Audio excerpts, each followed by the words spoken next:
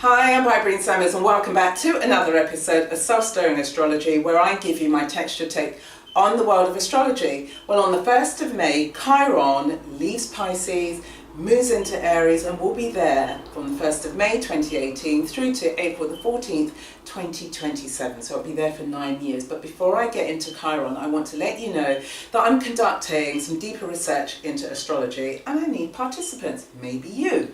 And what I'm doing is I'm going to be rolling it out in phase stages, and I'm looking at, in the first phase, around power and transformation.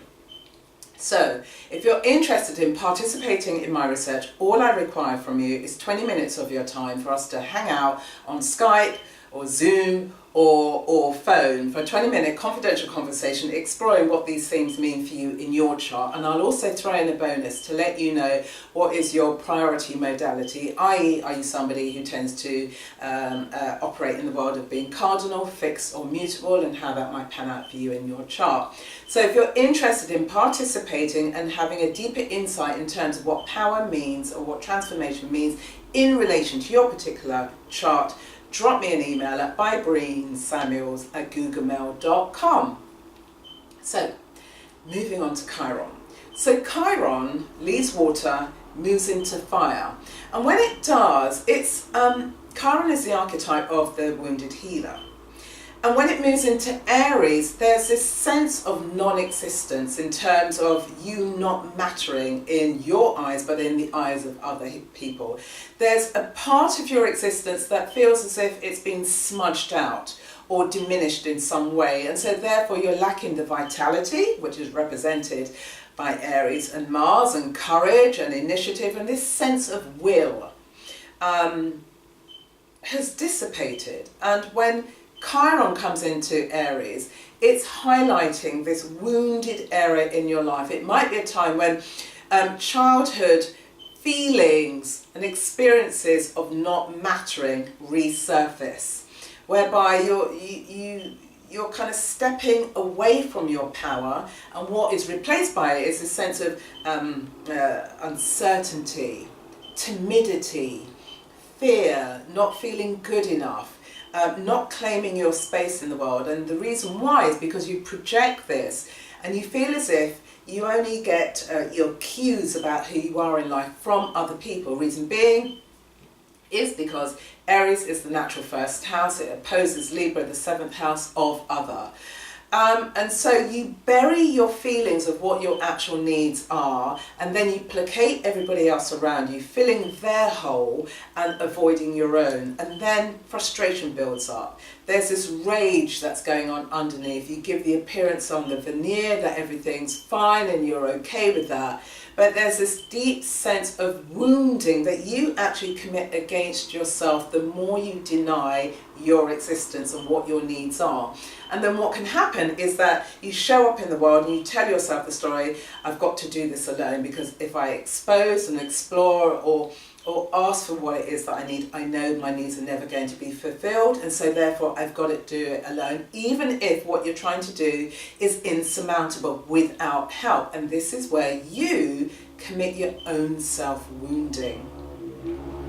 So the journey for the 9 years is about how do you bridge the gap between this sense of non-existence and your right to exist, your right to be, your right to thrive, and how do you begin to heal the wound that you have imposed or has been imposed by other people. Aries is the leader. It's where we lead in our lives. It's ruled by Mars, this sense of being courageous. So as much as there's this timidity, the converse of that is that you could have an overinflated ego, whereby you are the epitome of will and courage and going into battle, fighting for others. But then again, you're still looking to other people to validate you. And when they don't, then your bubble becomes burst. And then the feelings of insecurity, fear and timidity resurface. So you've got to heal. You've got to find a way to heal. So when we're dealing with first house issues, it's a call, there's a new cycle in your life that's ready to be rebirthed. but you're the one who's got to do it. So let's say, for example, you've got Chiron in Pisces in the first house. So this new cycle is ready, but you're not. So what do? You avoid, you pretend that you don't have a responsibility to this. And in doing so, in the avoidance, this is where you wound yourself. This is where you hurt yourself, and the way it may show up is that you get ill. And you get ill because you're not being honest about what your actual needs are, because you fear that if you ask, it's never going to be satisfied, it's never going to be realised. Let's say, for example, you've got Chiron in Taurus in the first house. There may be a sense of wounding about your sexual pleasures, how you experience and enjoy sex or not enjoy sex, or the sensuality, or there might be a wounding to your body that resurfaces in some way. So in order to be this healer, you've got a choice. You can either choose to be the healer or you can choose to be the victim. Which one are you going to choose? If you choose the healer, that's because you've recognized your own wounds and have moved to that place where you've brought about a level of self-soothing, nurturing, healing, and through your own wisdom, you can then share it with others and enable them and empower them to go on and heal. Or you remain the victim, always standing in the shadow of your life, always tiptoeing on the periphery of your life, always shrinking back from that place of being birthed. Which one are you going to choose? Are you always going to remain the victims, and so therefore you point the finger at the other? It's her fault, his fault.